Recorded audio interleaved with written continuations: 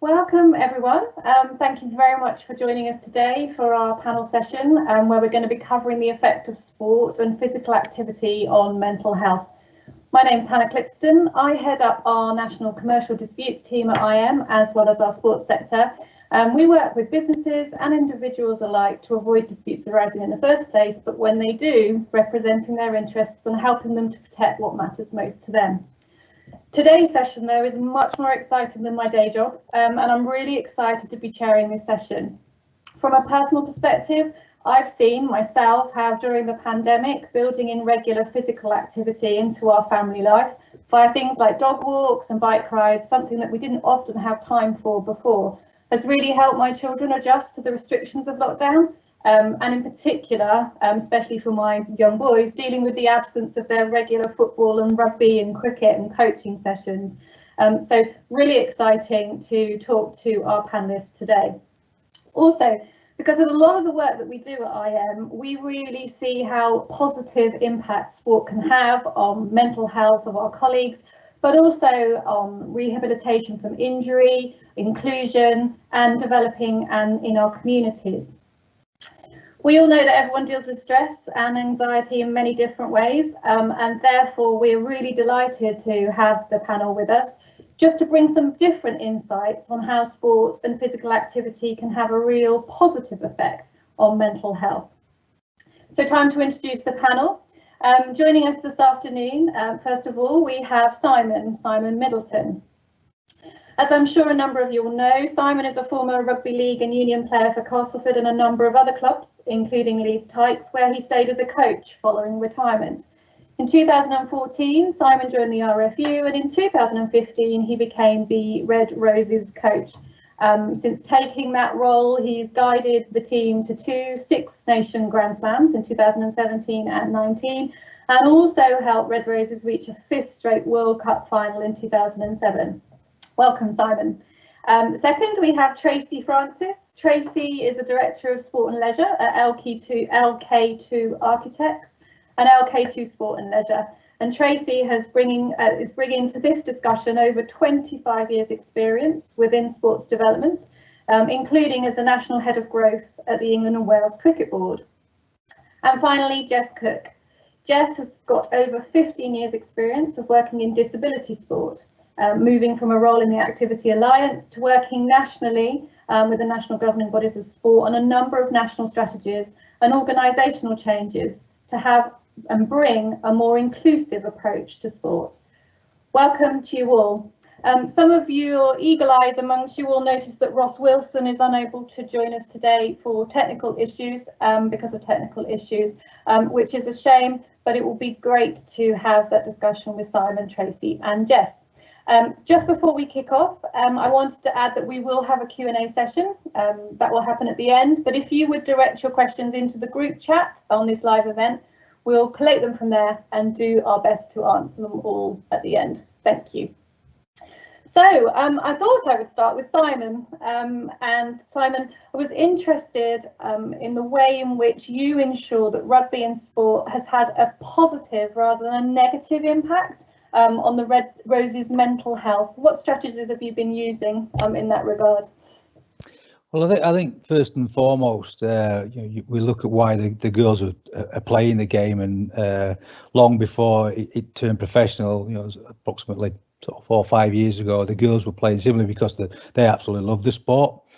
So I think first and foremost, the enjoyment part that's instilled into them and why they play was critical. And we, even though it is a full-time and a professional sport now, particularly for the England girls, we try to ensure that it's as enjoyable as it can be, but also satisfying the other needs that the players look for, which is probably why they are professional players, and that is they love challenge, they love to be tested.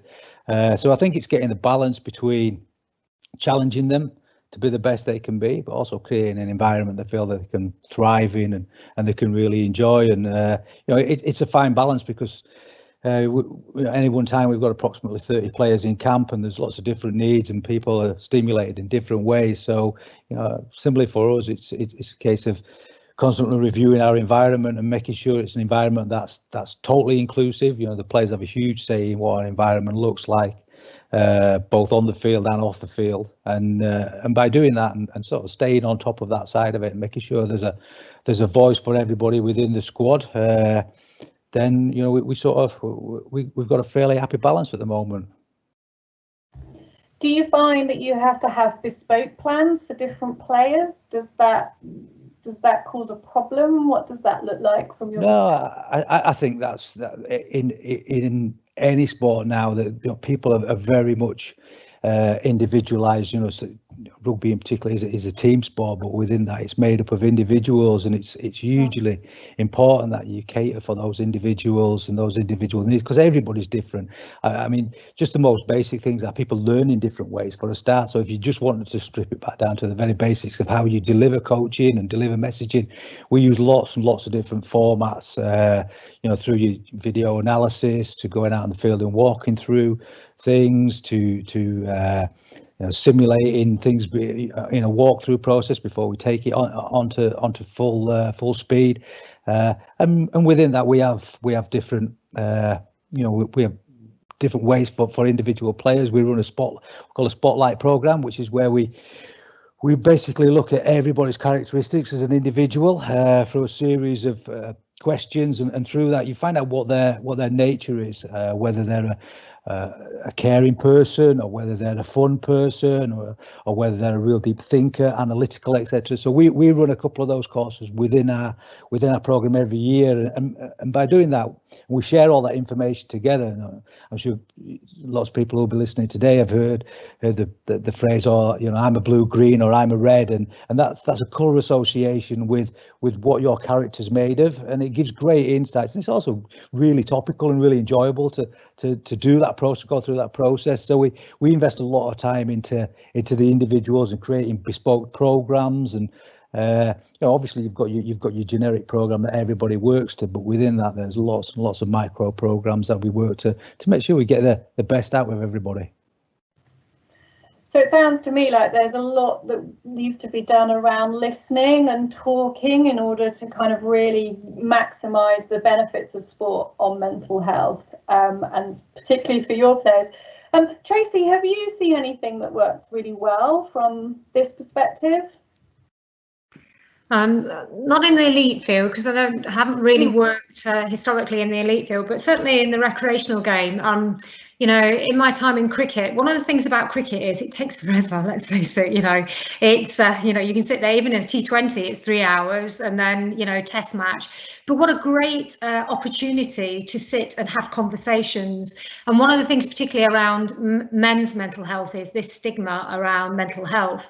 And so one of the things that the UCB did and is about having conversations, because when you go to a local cricket match, everybody walks around the outfield. You know, the men just walk around the outfield. They like to see the game from all different angles.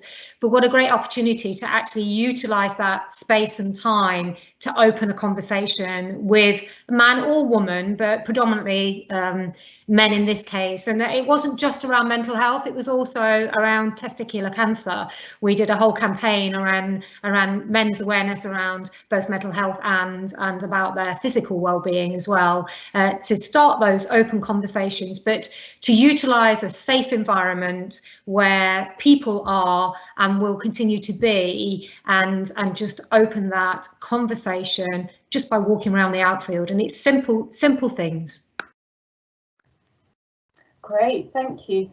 Jess, from your perspective, any insights around things that you've seen that are working really well within sport to help with that mental health and bringing that positive attitude? So we do a lot of work with Mind, the mental health charity, and they've had a programme running for about the last 6-7 years called Get Set to Go. And they work both on raising awareness for individuals with mental health, but also organisations to improve their awareness of it. And they work quite closely with England Athletics to help them set up a mental health ambassador programme within each of their club so that there was somebody there they could talk to, that they could go to if they needed to, that they could just have that open conversation with. But they also set up things called run and talk sessions, so that anybody, whether you were part of a club or whether you just fancied doing something different, could join a group, could have a chat, could have a run, get fit while you were doing it, and be able to talk about how you were feeling. But they're also, the little bit that I do know about Elite Side, they're also working with the English Player League, and they've worked with them to help break down the stigma, as Tracy was saying, around men's playing football, and especially the supporters as well. They've had a really, really good uptake with professional players kind of coming forward and talking about the mental health, as well as the supporters kind of really taking it on and going, actually, instead of just sitting and watching football now, I'm going to go and play again. And that's kind of helped them overcome and be a little bit more confident in talking about their mental health and how they're feeling. Yeah, that's fabulous, isn't it? I mean, it does sound like there is a big key piece around communication, and that feeds in both to the elite, but also on the grassroots and the supporters and the volunteering piece, which is really, really important. And as we've got through this pandemic together, we've begun to talk a lot more, which is really good.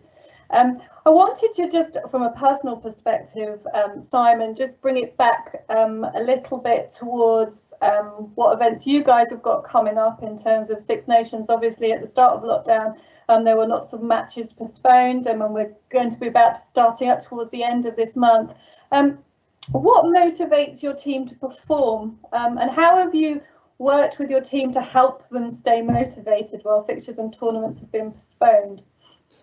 Yeah, as you say, I mean, we were just at the end of the Six Nations when the pandemic struck and we all went into lockdown, and it was interesting because we'd had a really pretty crazy sort of Six Nations in terms of we've been caught in a snowstorm up in Scotland, and we'd had to delay a game and then move it to the next day and then travel back 12 hours on a coach, which is pretty unheard of. And we'd had a really challenging game out in France at the start, and so we thought we'd conquered just about everything getting through this Six Nations, and then we obviously found we couldn't actually complete it because the place in Italy where we're going was actually right at the centre of the COVID outbreak in Italy at the time. So I think like life itself, it seemed to go on hold. I think what we did immediately was, as a staff group, we got together and I think we sort of recognised it wasn't going to be a short-term fix, and we had to ensure right from sort of word go that we put a programme in place that allowed the players to continue to develop physically and also to keep them mentally stimulated. So we moved really quickly in terms of right to the point where we did a quick inventory of, because the lockdown happened so quickly, people literally couldn't, one day you were free to move, next day you weren't, obviously, as we know. So we did a very quick inventory of what everybody had available to them in terms of their own training equipment, what access they had to running areas, things like that, and just with that, so you talked a little bit earlier about bespoke programs. We basically created a bespoke program to every single player aligned to what they could do. So that immediately gave the players a sense of, right, okay, this is not as bad. I am going to be able to train it. So we tried to take that pressure off them immediately about the anxiety that we know sort of quickly surfaces when athletes can't train, or they think, because they're used to quite a strict regime of how they train and how they prepare. When you go outside that, and certainly go outside that at such short notice, it was very much about, right, well, how can we manage some of the anxieties that the players are clearly going to experience? So getting that in place quickly was really important for us, and we did that. And then after that, and Jess touched on it there, about just communicating with the players, setting up communication streams was absolutely key, so that nobody felt in the dark. So we set up a one-to-one meeting with every player on a Monday with their relative coach. So if they were a forward, with a forwards coach, with the backs coach, and I would pick conversations up with players, and then we would have one team conference call every Wednesday. So there was a real, so again, we quickly put a communication stream in process, a planning process, so everybody stayed connected, and then everything started to spring off that. The girls are fantastic in terms of the very inventive. So if you give them a challenge, they'll get to it, and they'll find lots of different ways of solving it. And so the challenge was us: how do we stay connected? How do we stay motivated? How do we make sure every time we go on a call, it's not just about work and it's not just about training, it's about engagement and staying in contact with each other. And we came up with, well, the girls came up with all sorts of different things that they were able to do, both as individuals and connect up as groups.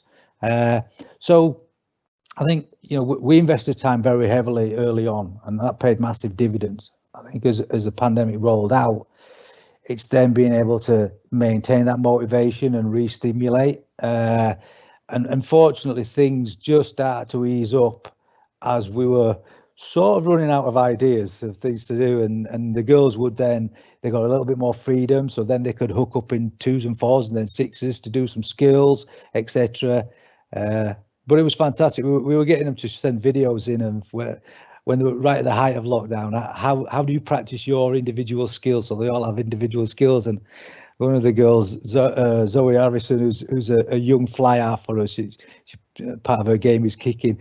There was a picture of her. She'd set a load of wheelie bins up, and she was practicing chipping over the wheelie bins and kicking through the gaps between the wheelie bins and things like that. You got lots of messages about players practicing their passing with their mums and dads and brothers and sisters and things like that. So yeah, we sort of got the ball rolling, but then the girls, as I say, very intuitive. They just set off and found their own ways. And yeah, I think we're reflecting on it. We probably managed the process pretty well, I thought, and that was certainly the feedback we got from the girls. And right at the height of the feedback was we felt connected, we were well communicated to, and we were kept you know in the picture, because I think one of the things I've learned more than anything that raises anxiety within certainly within the women's game in the squad is the uncertainty of not knowing things. So if the plan's there and they know and they can plan and get a clear picture of what's coming, it helps to manage their anxieties really well. And so we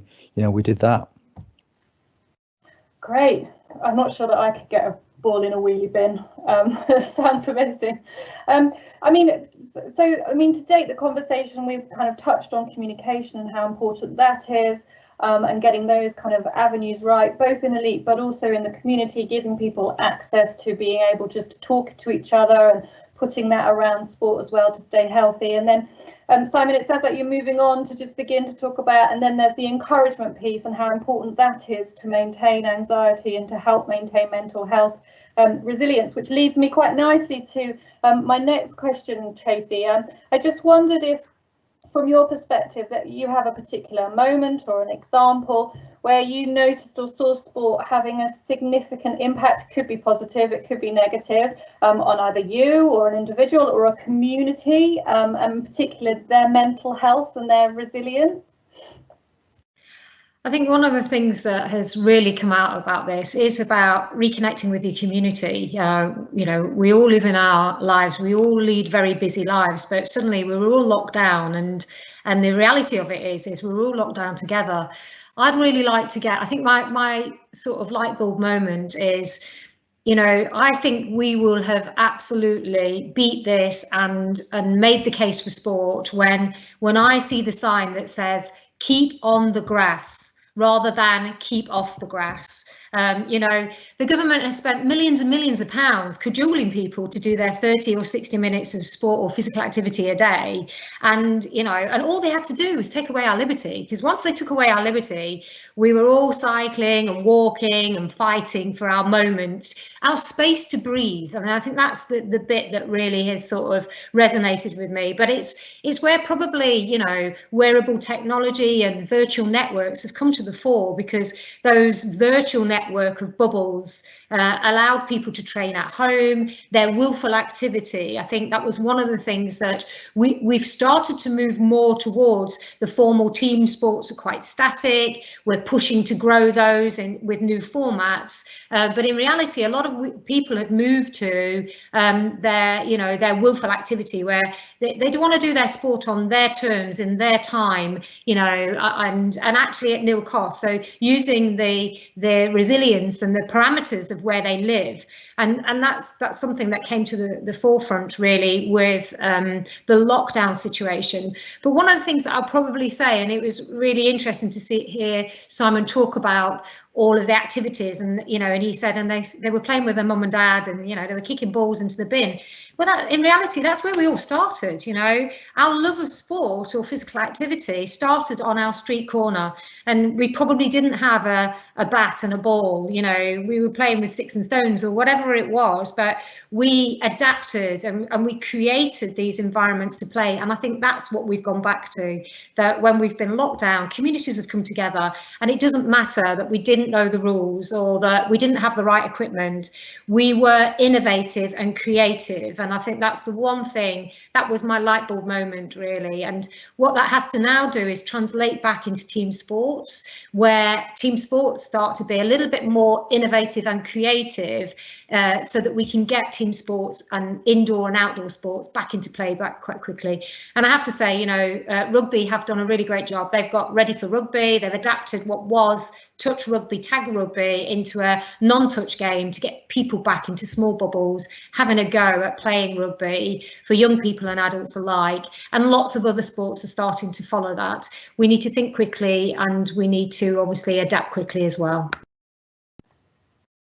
Thanks, Tracy. I like the getting back. Lockdown has kind of made us fall in love with sport again without having to necessarily go and watch it. So that's absolutely brilliant, and I agree with that. Jess, from your perspective, have you had some light bulb moments? Is there an example that you can share with us today? I think from both a personal perspective and a professional one, you've definitely seen that people are able to kind of be much more resilient than what we think they are. But I'm going to put a slight Debbie Downer on this and kind of say that we know that 73% of disabled people have said that actually they have been really affected by COVID, and it's really made a difference to them. And then we also know that 53% of those people have said that their mental health has massively been affected by this. And that's mainly because just before we went into COVID, we were rising high. About 40% of disabled people were active. That's cut by half since and during, and half of that is because disabled people are worried and apprehensive about being able to go back into activity, but also because activity hasn't opened up in a way that's enabling them to go back due to restrictions around being able to support disabled people and the distances that are applied, as well as the fact that leisure centres and some community spaces aren't opening up all of the opportunities that they had beforehand, because they just can't, because a leisure operator is going to open up where they're fiscally going to get the finances from. It's no brainer. They're always going to go where the membership is. But unfortunately, that's meant that there's less swimming sessions available. There's less sports hall sessions available and things like that. So it has massively meant that disabled people have struggled. But on the other side of that, there was lots and lots and lots of online tools and resources, like Tracy said, to be able to get people back into activity and keep them active. That's both had a positive and a negative effect on disabled people, from the perspective that disabled people were struggling to work out how it fitted for them and how they could do those things. So a lot of the national disability sports organisations addressed this by putting on their own online training sessions, keep fit sessions, yoga sessions. There was an adaptive yoga company that started up before lockdown. They had about 18 people on their registrations. Within the first month of lockdown, that had risen to 400. And because it was a seated yoga session, disabled people could feel that they could join into that. Activity Alliance themselves redeveloped the STEP tool, which is space, time, equipment and people, which is a training and coaching tool. But we put it down as far as saying to disabled people, watch what you've got on Zoom or on YouTube, understand what they're trying to say to you, and then put these principles of what space have I got around me, who have I got that can support me to do it? What equipment have I got that I can change and adapt things through? So we were helping disabled people in some ways help themselves. But then just to finish on a positive, after coming out of lockdown, we heard of a national governing body that was trying to get their bowlers back into bowling. They didn't know how to do it. They were really struggling. Now bowling works with obviously older people who we know that over 50-60% of older people are classified as having a disability, and they also come into the medically vulnerable category that the government talks about. And they were trying to understand how they could support those individuals overcome their anxiety about coming back into bowling, going back indoors to a bowling session or even the outdoor sessions. And they set up something called extra safe sessions. And they were a series of very small groups of individuals being able to go back in either an indoor or an outdoor setting and see what had changed, see how safe it was for them, whether they were comfortable and confident, which then enabled them to transverse into the other sessions that they were running normally as a club would. So we've had some positives, but also some quite bad negatives that have come out of COVID as far as disability is concerned. Thank you. No, that was a really interesting balanced assessment. I suppose from my perspective, there were some themes that technology and that Tracy was talking about has helped to bring different opportunities. But I can see that anxiety probably in that space has more of we need to deal with that more to get people back out there and getting engaged in the sport that they used to enjoy and love before they were restricted or shielding because they were worried about being exposed. So thank you. That was a really good assessment, Jess. I'm just thinking about maybe other techniques that I don't know, Jess, you might be able to come in this around kind of psychological techniques. Are you seeing things, maybe people using meditation or visualization and mindfulness to kind of deal with that anxiety? I'm sure that it is taking place, and people are very good at finding things that they can do that supports them to overcome areas of anxiety. I think a lot of the time the problem with technology is it's not always available to everybody.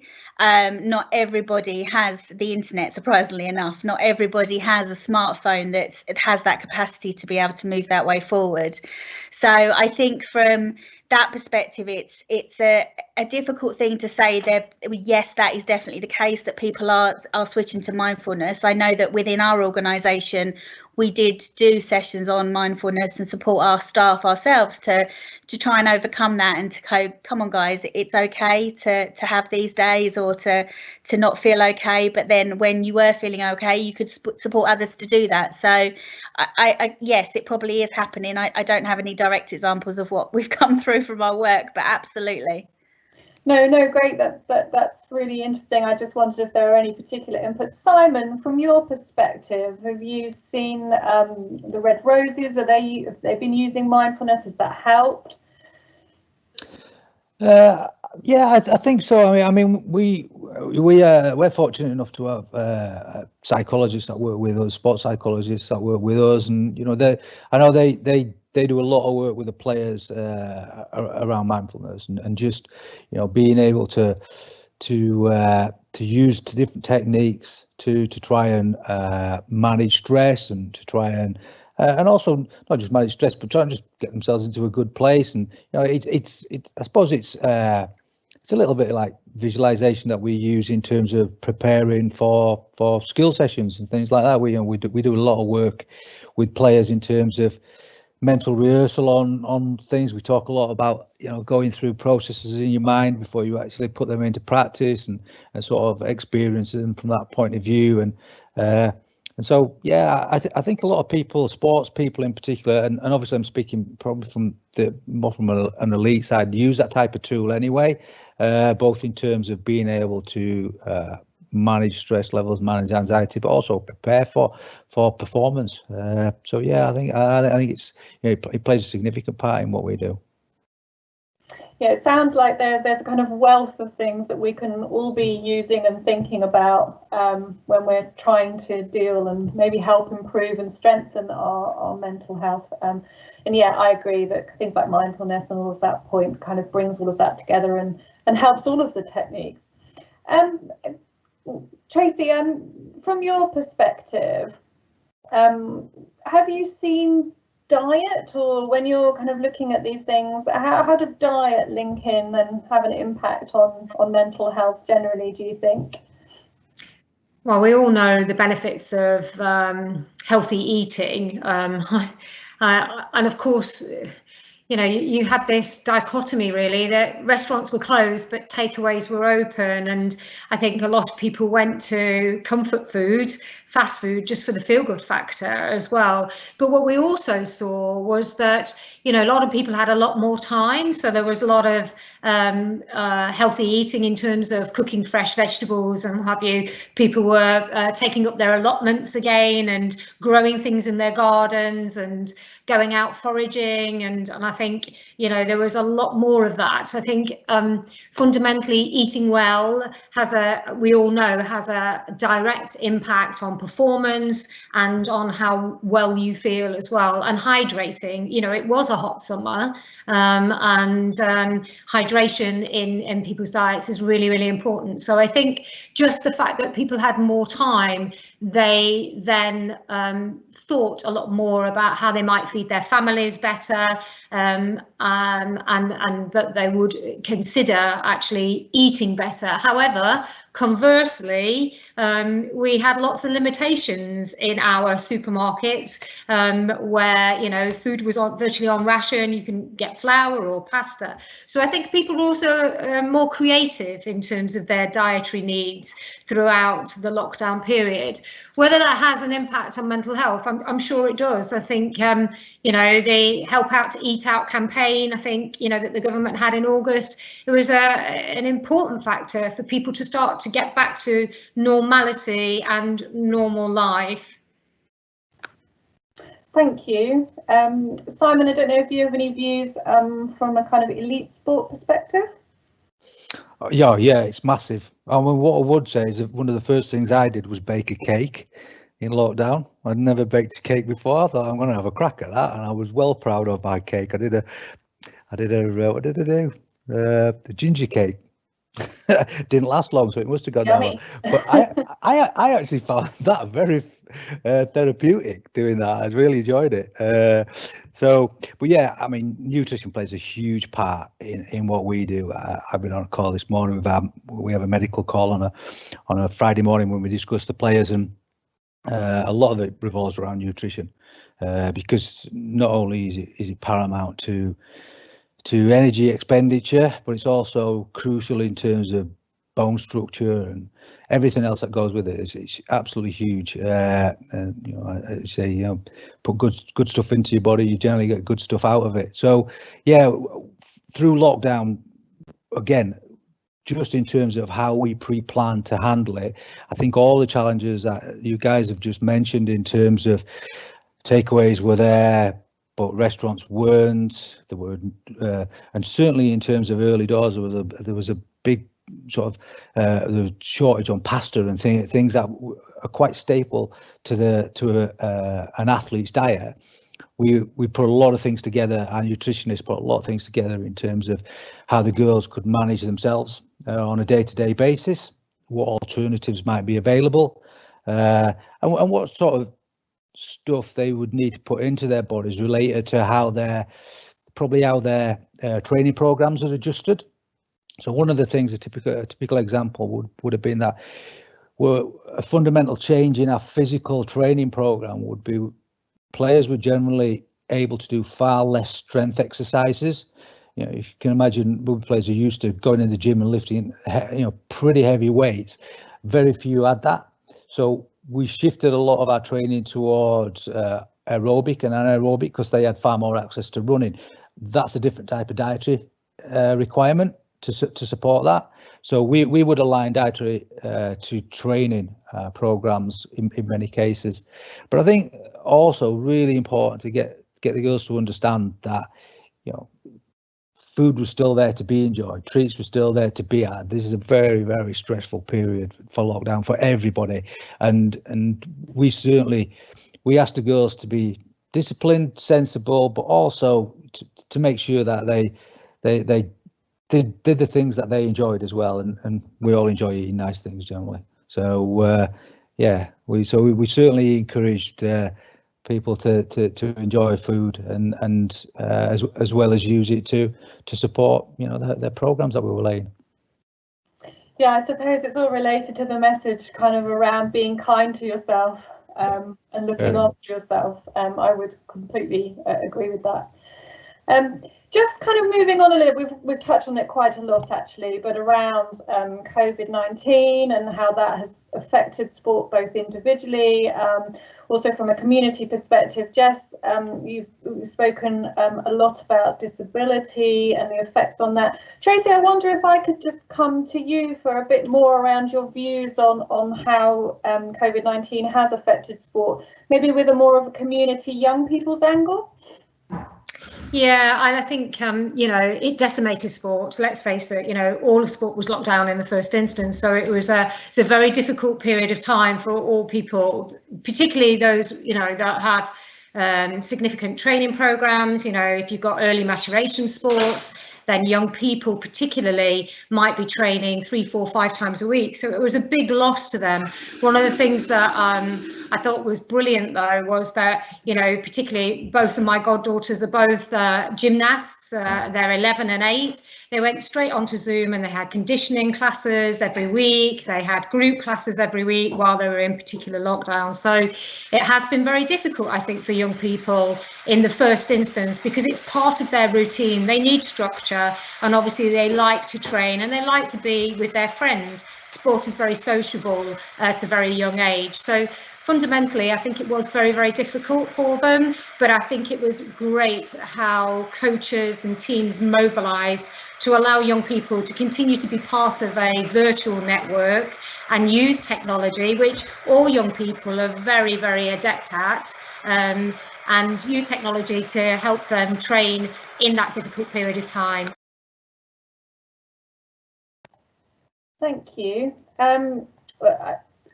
You might and might not have seen the new research from Sport England in collaboration with the Activity Alliance, looking at physical activity, and I think that report found that 91% of students reported feeling better after they'd done some physical activity, improving both their mental and their physical health. But I wonder, probably stick with you, Tracy, actually, but what barriers are there to overcome for young people in being physically active, both at school and in the community, and how do we overcome those? It's not just one thing. I don't think there is one answer to this at this point. But you know, for example, you have to look at the whole in all of our communities. So if we take primary schools, you know, the one thing that COVID has done actually is it's put physical activity and sport right at the top of the agenda again. Let's not forget, this is not a statutory service. You know, this is a nice to do for local authorities rather than a must do. So fundamentally, one of the things that has been a positive from it is that actually it's elevated the conversation around green space, around infrastructure, around the need for sport and physical activity. I appreciate that it's been very difficult for leisure centres to reopen and swimming pools and group activity, but I just think for young people predominantly, I mean, if you just talk about primary schools, you know, we all know that a lot of children are driven to school by parents, but actually let's go to the source of that. The source of that actually is the fact that we don't have flexible working quite often in workplaces. So that does mean that parents have to drop them off in cars. They don't have the time to walk them. We don't have safe routes to school, walking routes, cycling routes, scootering routes for young people. And so, you know, we need to change that. So in terms of the urban environment that we live in, we need to make that more user friendly to allow young people to be able to be active as part of the journey as well as the destination. And we also need to remember actually when we are refurbishing and building our new primary schools that green space is actually really important. Green space is at a premium, and so what we find is that obviously that's the bit that gets squeezed. We put these huge buildings in. We know that grass pitches cost money to maintain, and actually then what they do is reduce green green pitches or fine turf pitches, as we call them, and put artificial grass in. But we need that space. We need young people to be able to play outside, and we need to give them the confidence to play outside. And what we're now seeing is, particularly in primary schools, we're going to forest schools where we're developing outside schools for young people, and that's all important. So I come from a perspective here, probably a non-traditional perspective, but a perspective around the built environment, where we need to really start to think about the communities that we're serving when we're building new communities, new residential developments, and that will include new schools, that we think far more importantly about the environment that we're living in and the environment that young people will play their sport in, so that we give them every opportunity to be able to play. Thank you. Yeah, I think from a kind of business perspective, we were starting to see people do walking meetings outside and using their outside space. And actually, I've now seen on LinkedIn that people are beginning to do that quite a lot more. Kind of, actually, I'm going to take my phone and go out and walk and do a meeting. And I completely agree that actually looking at different ways is really useful to kind of use that green space and look up to the sky and see the grass. Jess, from your perspective, you've mentioned a few barriers from a disability perspective. What's your take on how we get more people, more young people engaged with the sport, regardless of their disability? So I do actually have the barriers around what came out of that research, and it was mainly around the confidence of the young people to be able to do the PE sessions and the physical activity sessions that are available to them, and that they felt really self-conscious. And I think that this shows that we have got, as leaders, as teachers, as coaches, as volunteers in the sector, we have a massive responsibility to show these young people that it's okay, that you can still do sport and you don't have to be put on show, that if you're not feeling it, then it's not part of the whole class knows about it, and you've just kind of called out somebody's name in the middle of the class because they're not jumping at the right speed or doing the right movements. And I think that's still the scary stigma that comes around with PE. And I think, as Tracy said, the stuff around forest schools is just amazing now, because it's thinking about physical activity, whether it's walking, foraging through the woods, whether it's just running around with your friends, as going back to how it used to be. And it's not so regimented, it's not so specific and kind of prescribed into the areas of what it should be, what we know the traditional sports should be. I hated PE at school, but I work in sport, which is most unusual. But it's just one of those things. I just did not like PE, but I knew that I loved physical activity and I knew that I loved sport, and I'm stubborn enough to kind of overcome that. But there's a lot of children and young people out there that aren't. Yeah, it's really interesting, isn't it? I mean, I have two boys and a little girl, and my two boys are massively into their team sport. They love it. My little girl less so, and what we've done in lockdown is just encourage her to get her out on a bike, and she finds that absolutely brilliant. Doesn't think about that as sport at all. For her, it's a little bit of freedom. She's getting on a bike and she's going out with mum and dad, and it's really nice. So I think it's right. There's a bit around that change in mindset actually about what we're talking about. Physical activity doesn't necessarily have to be a rugby match, a football match, a tennis match. It can be all sorts of things, and you don't even need equipment actually to do it. You can just get out and go for a walk. I feel really passionately about that, Jess. I agree with you. Thank you. And I think, sorry, can I just interject that? I think one of the things about that is that families have reconnected as families because they have been at home and they have been together and they have been locked up in their four walls. We all know that, you know, lots of people now have realised that their homes don't work for them. You know, when they're all in it, they either need an office, a home office, or they don't have enough bedrooms. So we've seen the property market boom in terms of extensions and people moving house. But in reality, in terms of connecting as families, that's been one of the positive things that have come out of COVID, is that families have got back into walking the dog, into cycling together, into playing together as well, playing in their back gardens. I mean, fundamentally, you couldn't buy an outdoor trampoline or an outdoor hot tub for 6 months, you know, because everybody had, and garden games, you couldn't get a garden game anyway, but that's great because we want everybody to keep on the grass. Yeah, absolutely. I was subjected to an awful football tournament, but I did my best to win in goal, but sadly not. But I completely agree with you. It's been really nice to see those opportunities. So someone mentioned it, apologies, it might have been Jess, it might have been Tracy, just around intranet and technology and how that has kind of been a bit of a barrier. What do we need to do within the community to ensure that people are beginning to be able to join the mental health benefits of physical activity? Are there anything that you guys, Tracy or Jess, have seen in that regard? Maybe if I bring Jess in. Sorry, I lose my mouse. I think that one thing that we are constantly trying to get people to remember is the more you make your communications and anything you put out to people inclusive, the more it covers a much broader range of people, from somebody that's had injury to illness, and also somebody that has a disability and impairment. And I think that's the thing, that if you're going to start using technology as a way of supporting people to be active or get active, you need to ensure that it fits that market. That if you're marketing to older people, that it needs to be something that's clear, that it's easy to obtain, that it's simple to use, but not in the way that it's dumbed down, and more along the lines that it's just a simplistic system that you're using and asking people to deal with. And like, technology has hugely brought people together. I've literally not had any other type of meeting apart from on Teams or on Zoom since March.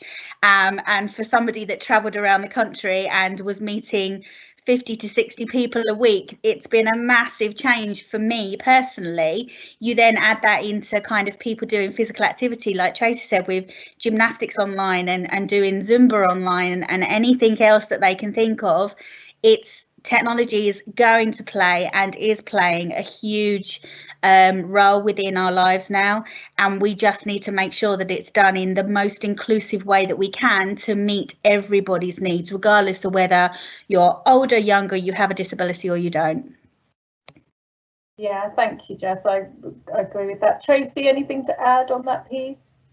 No, I think absolutely technology has been a bit of a saviour in the lockdown moments, but in reality, you know, for all of our positive mental health, we need to get back to playing, you know, real playing, real grass, real 3G pitches, real hockey sticks, because that's, you know, sport is about passion, and passion is about finding your tribe, and that's our tribe. And you know, I personally am a hockey player. I can't tell you how I missed my friends. You know, I've played hockey for 35, 40 years, but I absolutely miss my friends. Just that whole camaraderie of being on the same pitch, in the same space, and playing the same game together. So technology has been great and it's served a purpose, and I think we will continue to use technology to support us in this. But in reality, for confidence of parents, for confidence of young people, for confidence of our players, we have to get back to playing the game, whether we're training, whether we're competing, or whether we're just doing it for fun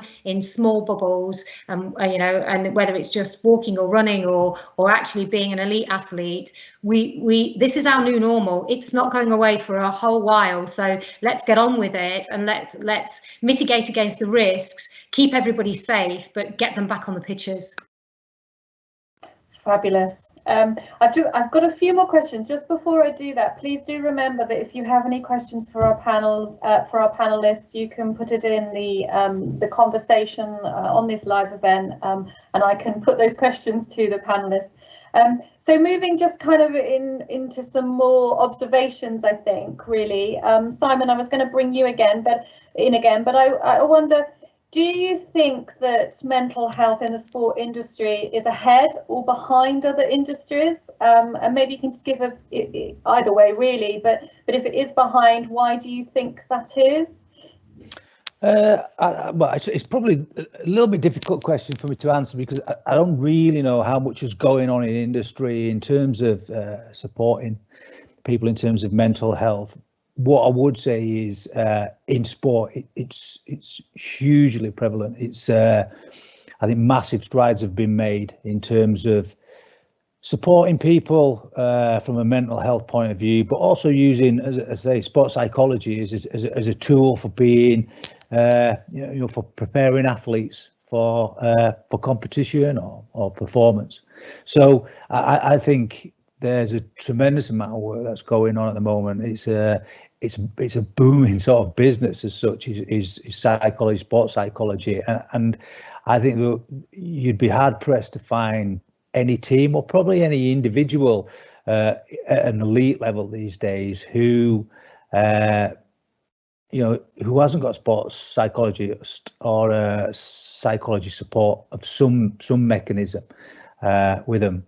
But it's interesting because I think when I was playing rugby, it was only just starting to get into the whole sport arena with psychology. So sports psychologists were fairly few and far between, and your coach was generally your psychologist, and then before that it was probably your parent or your teachers.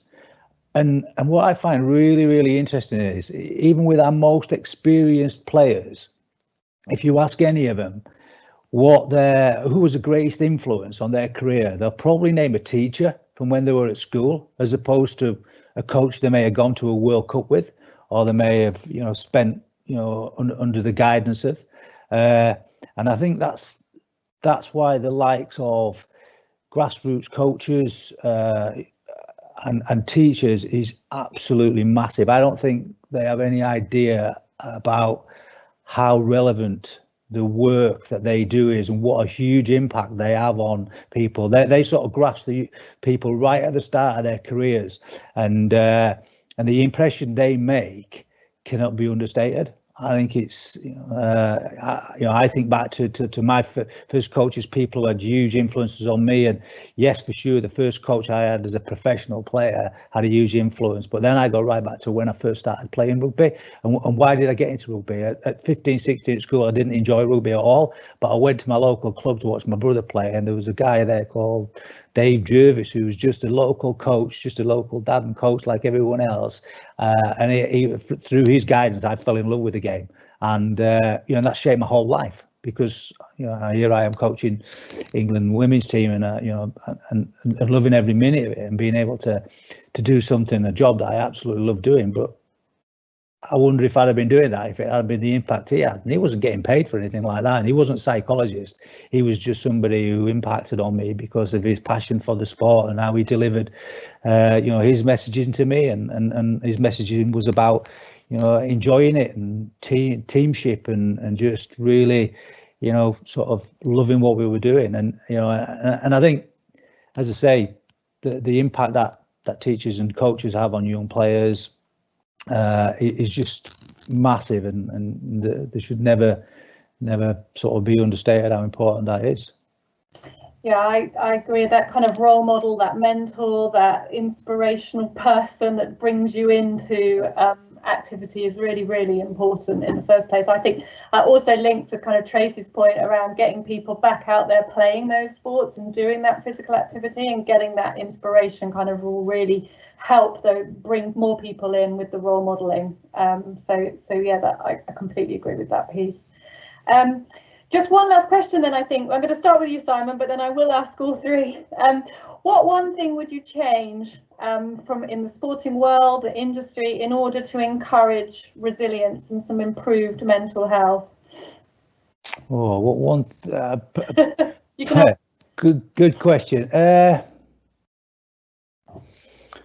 Probably perspective, to ensure that whatever sport you're participating in, and whether you're a player or whether you're a coach delivering it, you keep a perspective on why that player's playing sport and why you're involved in sport.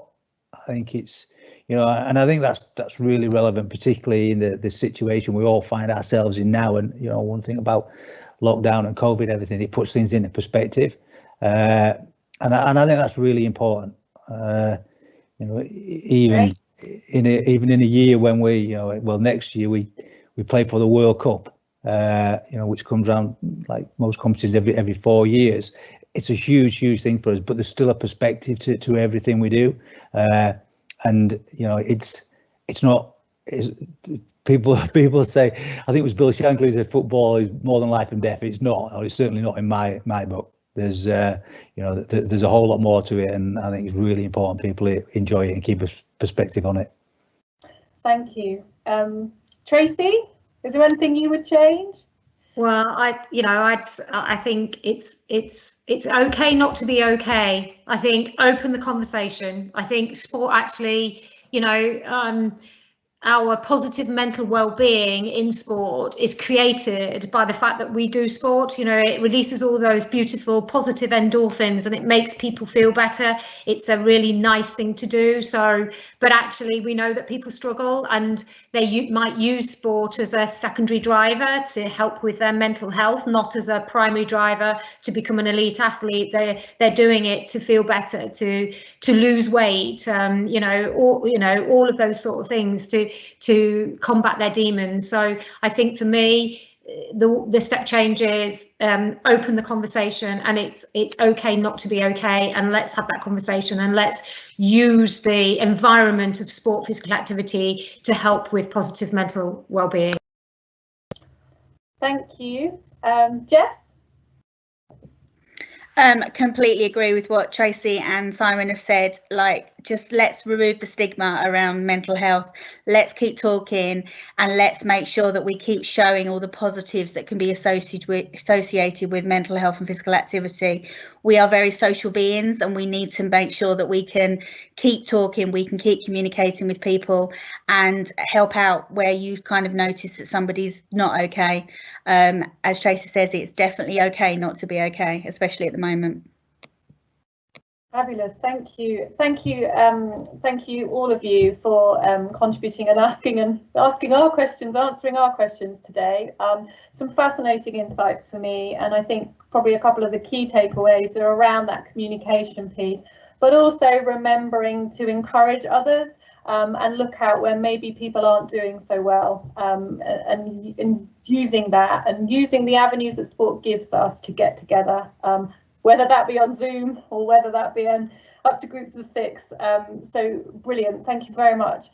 We do have just time for some short Q&A. I think we've had a couple of questions come through. The first one being, are there any good resources or websites out there for people with mental health needs who'd like to engage with sport or exercise but don't know what to do or where to go or how to get access to this? Tracy, Jess? Yeah, so in terms of a toolkit, particularly Sport England have just developed an autumn-winter toolkit to help groups and organisations and individuals get back into sport over the winter period, particularly as seasons are changing, nights are going to get darker, all of those sort of things. So they've mobilised quickly. There's some great resources on Active Nation, and I know Jess has got a couple as well. So I think that really good places to go would be the Mind website. There's a section on there called Get Set to Go, and they've developed resources around individuals doing activity. There's lots of infographics on there and one-page sheets around kind of going running and barefoot walking and doing yoga and all those different things. Also, Rethink website has got some stuff around programs that they're doing with activity within their Rethink centres across the country as well. So there's definitely some places out there to go. The other thing that if you're thinking about individuals, there's a self-help chat system that's been developed by Mind called Ellie Friends, which has got a beautiful video that's attached to it. It's a 2-minute video that's voiced over by Stephen Fry, and it kind of tells you about Ellie Friends and how you can support each other and you can kind of develop your own social network. Fabulous, there's all sorts of different resources there. Thank you very much, Jess and Tracy. We haven't got any more questions coming through, so I think all that leads me to do is to say thank you very much for joining us today. I hope you found it useful, and we would really appreciate it if you would provide us with some feedback in the link that's been dropped into the chat. Also, we have a series of events here at IM celebrating and bringing attention to mental health, and in particular World Mental Health Day, which is tomorrow. We've got one of our final webinar sessions coming up on Monday, the 12th of October. You can see the details on the screen and the links to be able to sign up if you'd like to register. Thank you once again to our panelists. Thank you once again to all of you for joining, and I hope you enjoyed the session. Goodbye.